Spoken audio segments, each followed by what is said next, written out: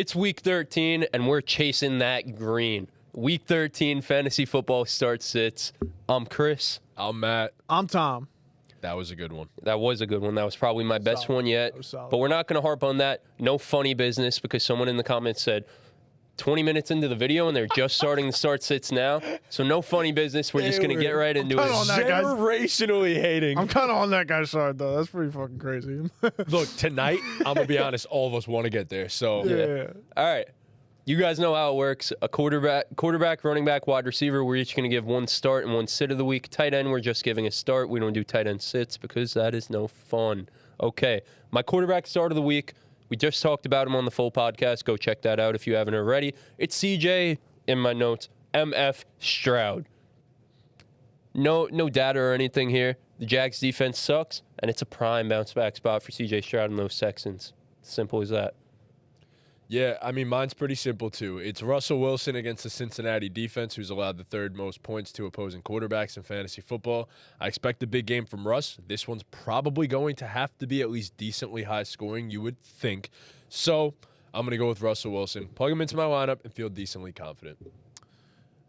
My start of the week at quarterback is Sam Darnold going up against the Arizona Cardinals. The Cardinals defense has gotten better recently, but it can still be exploited. Sam Darnold has been solid the past couple of weeks and still has a pretty low start percentage. I think 32% this past week, 21 last week against a great Bears defense, 23 the week before that against a great Titans defense. So he gets a little bit easy. He gets a little bit of a break here against the Cardinals. Put him in your lineup if you need him. Send us back where you're sit. I kind of contradicted myself a little bit, but it's okay. My sit of the week is going to be Kyler Murray. Going up against a really tough Cardinals defense. Nope, he's not going up against Cardinals defense because he plays for the Cardinals. He plays for the Cardinals, yeah. Going up against a really tough Minnesota Vikings defense. Kyler can have bad games. Usually sometimes his rushing can bail you out, but I would just pivot to somebody else if you can this week. Yeah, my sit of the week. I'm staring at him right now. And no, it's not Chris. No, it's not Chris. Start me. It's Let's start. it's Tua in the frozen tundra of Green Bay in what's supposed to be sub 30-degree weather, where Tua doesn't play too well. Not to mention Green Bay also the sixth best defense against opposing fantasy quarterbacks. That also matters as well. So, look, I want to see the redemption story. I want to see the changing of the narrative. I want to see the changing of the narrative. You really don't. But I don't think it's going to happen. I would sit. Generational levels of hating. Oh, whoa. It's just facts.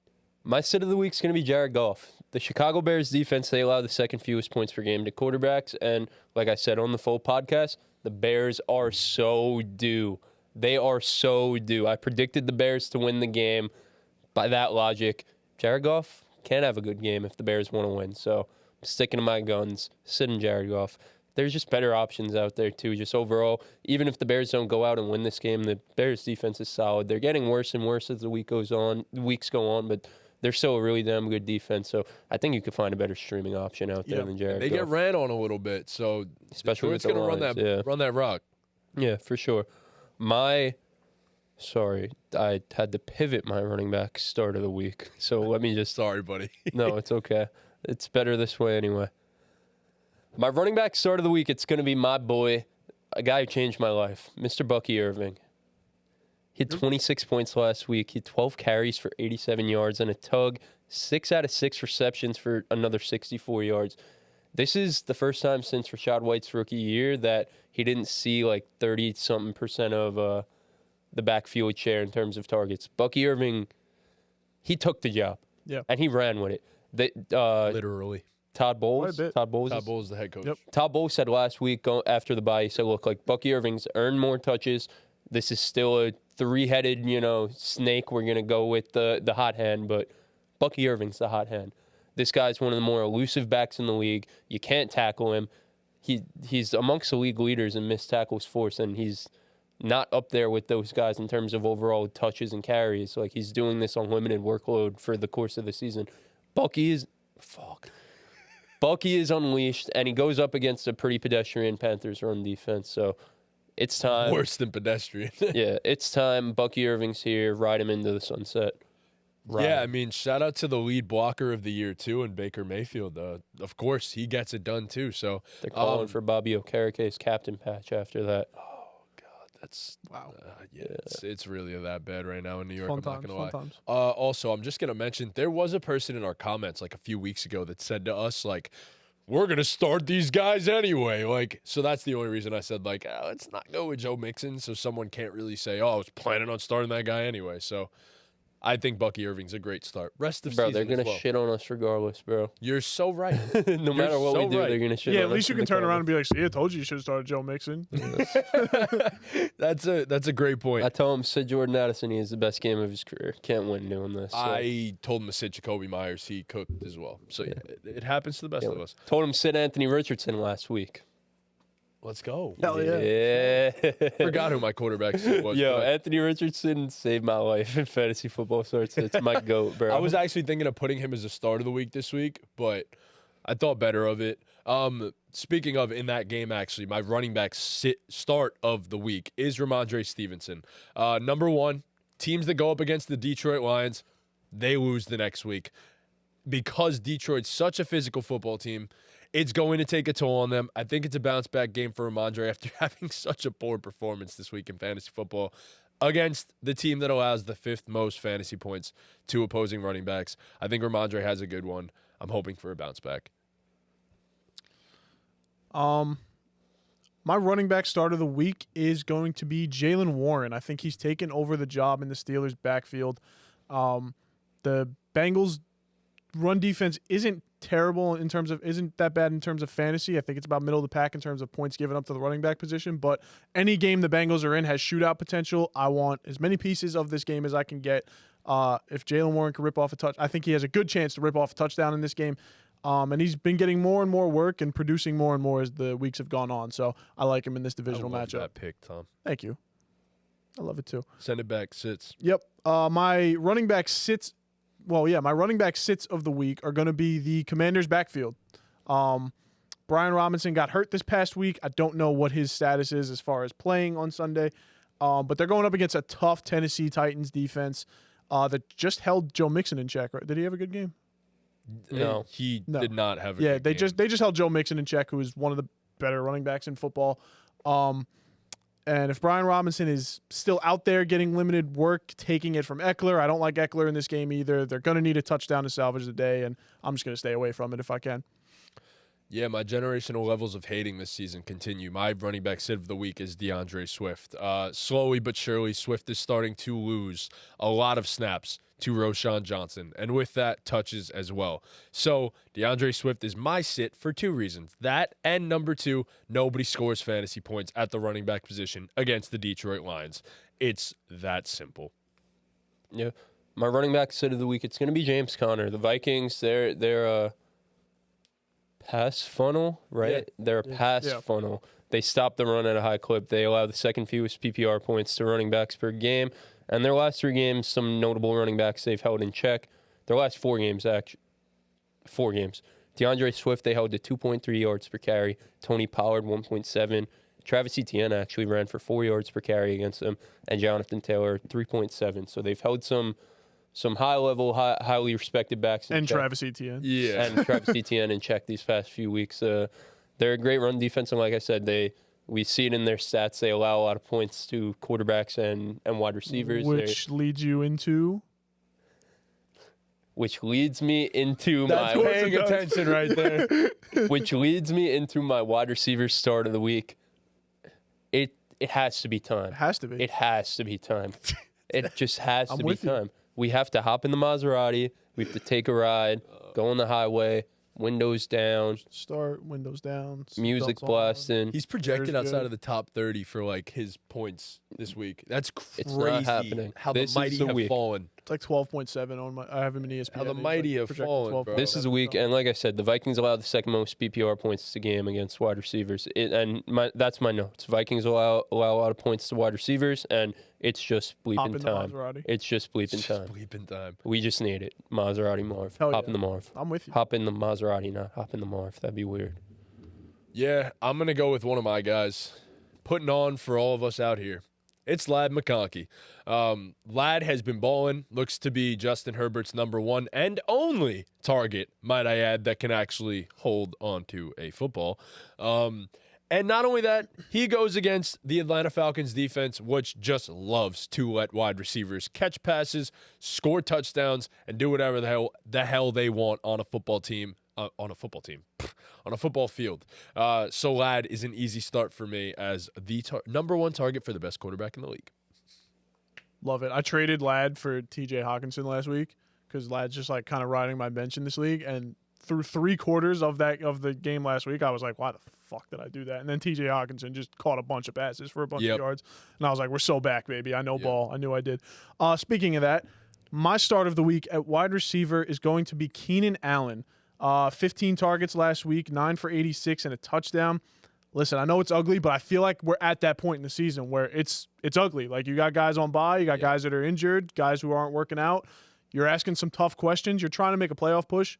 You need a guy that's going to deliver, all right?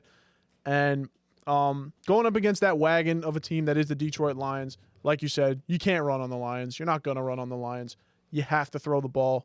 Keenan Allen hasn't looked great at times this year, but has had some games and has always been his PPR machine his whole career. So I think at least he can catch some passes and give you a sustainable performance. And sending it back with my wide receiver sit of the week. Let me just pull up. Hang on, Sleeper doesn't work. Just going to pull up his recent performances because I'm curious. I'm going to go with Jerry Jeudy. He's had some great games these past few weeks, and no one's really talking about it, which isn't fair for all the hate he got all these years. Like, if he's going to play well, fucking mention it, all right? I'm mentioning it. Remember one of the most hated players on that TikTok. But he goes up against a very tough Denver Broncos defense this week, and I don't know that he'll be shadowed, but he's going to see some PS2 out there. And that guy's really good at what he does, doesn't let people catch the ball. So I would say Riley Moss can bowl too. Riley Moss can bowl man. too. Let him know. We're getting them in the league now. We're getting them in the league. Don't let us get one. No, we got two now. Yep. We got two now. Cooper and Riley. So, yeah. All right. My wide receiver sit of the week is Amari Cooper. I think this thing could get ugly. I really do. I think Buffalo could just run over the San Francisco 49ers this week. If it is Brandon Allen once again. Also, I just got to say, I will not be open to Amari being in my lineup until proven otherwise. He's great. I'm not taking anything away from the talent of Amari Cooper, but I need to see what it looks like when he and Josh Allen finally get clicking, and I don't want to be wrong and guess the wrong game, so I'm going to wait for that to happen. Yeah, my wide receiver of the week, it's going to be Jaden Reed going up against the Dolphins defense. The Dolphins actually allow the fewest PPR points per game to wide receivers this year. The defense has been borderline elite. Tua's going to go out there and prove a statement, and he's going to go out there and guard Jaden Reed himself. Jaden Reed, though, he hasn't seen 75% of snaps since week 6, and he's only seen 6 or more targets once in that time span. He's just kind of fallen off these past few weeks. He had a great start to the season, but they're just not really scheming him up touches. And, sure, Jaden Reed, he could take an end around or catch a 75-yard bomb. Like, he could take one to the house, and I could be wrong. But just given his usage right now, like, I just don't feel comfortable starting him. I'm starting Keenan Allen over him. Just feel like there's other guys who I just trust to get more work in their offenses than Jaden Reed right now. No, I'm not. I actually have a weird feeling because I said before, whenever one of these receivers go down, he typically does end up playing really well. So that's why I'm very hesitant. I actually have the decision of him versus Ladd this week, and I just made Ladd my start of the week, and you have Jaden as your sit of the week. So it's a no-brainer. Probably, but I don't know. No, man. my decision is actually Reed, Marv, or I get Chase Brown this week. Yeah, there you go. It's a tough one. Chase is the man, bro. Chase is the man. Chase Brown is the man. Moving on to the tight ends, my start of the week, it's going to be my boy, Mr. K-Dot. Didn't have the best of weeks this week against the Giants, but they were able to run the ball down their throats. Yeah, he didn't really have to. Panthers allow the most PPR points per game to tight ends. K-Dot, and he's going to eat. It's my dog. Yeah, my start of the week kind of goes hand in hand with my quarterback start of the week. It's Pat Fryermuth. And why do I say this? Good show. The Cincinnati Bengals defense has been the second worst against opposing tight ends. And as I said, there's probably going to have to be some passing in this game. I think Russell Wilson, Pat Fryermuth, it's going to work out for this week. I think he potentially scores a touchdown, which makes your week if you start him. My start of the week at tight end is Hunter Henry. Feel like you just kind of pivot to this guy every once in a while in the season. But over his last 7 games, 13, 17, 9, 12, 2, 12, and 9. A good safety blanket, and like that's all you need at tight end. Drake You loves just can't. him. Can I chime in? Yeah, sure. So he was my start of the week last week at tight end because of all the targets he's been getting. Yeah. And what I said was he's due for a touchdown because in those weeks those weeks that you're mentioning, he has all those targets, including this past week that just passed where he was my start of the week. Targets, yeah. He still hasn't scored a touchdown. And he's playing the Colts. He's so due. He's so due. He used to be so touchdown reliant. Yeah, bro. but That he's was the getting thing a with shit him. No, Drake loves him now. Yeah, he's too. getting a shit ton of targets, and he is so due. I So completely that's a agree. good shout. Yeah. I like that. And like I said, his floor over these past few weeks has been like 8 or 9 points, which again in this tight end Solid. Take market, that you'll every take it. single day as a starting tight end. He's so due that like his game, I don't know exactly. I think it'll be this week just by the law of things, but when it happens, whether it's this week, next week, maybe the week after, it might be like an explosion of like 2 or 3 touchdowns because he's that due. Yeah. He's that due. Yo, And Hunter like Henry, I said, I Hunter think Henry the Pats can get one this week. Hunter Henry has it in him to have that like a Yes. 2 touchdown game easily. Like he's that type of player. So. I think the Pats so can win Colts this have the line hangover Yeah. too. Like Yes, you said. exactly. Honestly, like I'm Tom, saying. you cook. That's probably my favorite start of the video between all 3 of us. That's a good shout. 100%. So yeah, week 13 start sits. Let us know if you have any start sit questions in the comments. If you guys have any trade questions, I'd be seeing on the Twitter that some people don't have trade deadlines in their league, Dynasty which is some weeks. yeah, I've seen that. I could see that. I I can't see redraft though. That's No. crazy. Yeah, at I've been all. watching a lot of dynasty videos lately, like scouting, because I have very important picks in both the leagues. But I'll do that after this season. I've seen a lot of people saying that they don't have trade deadlines in their dynasty leagues, which I thought was interesting. But yeah, if you guys have any trade questions, let us know. Any fantasy related question, just let us know. Any questions at all? You want to find out the purpose of life? We'll try and help you out. Imagine making a trade in the middle of the playoffs. Yeah, strange. What the strange. hell? Yeah. But Yeah, any fantasy questions, any life questions, like Tom said, let us know down in the comments. Be sure to leave a like, subscribe to the channel if you haven't already. Follow us on all our socials. Be sure to follow us on our TikTok. Great exclusive content there. Very exclusive content there. And enjoy your Thanksgiving. You guys are seeing this before Thanksgiving or maybe after. So either enjoy your Thanksgiving or I hope you did enjoy your Thanksgiving. facts. And with that, Ball Ball game. game.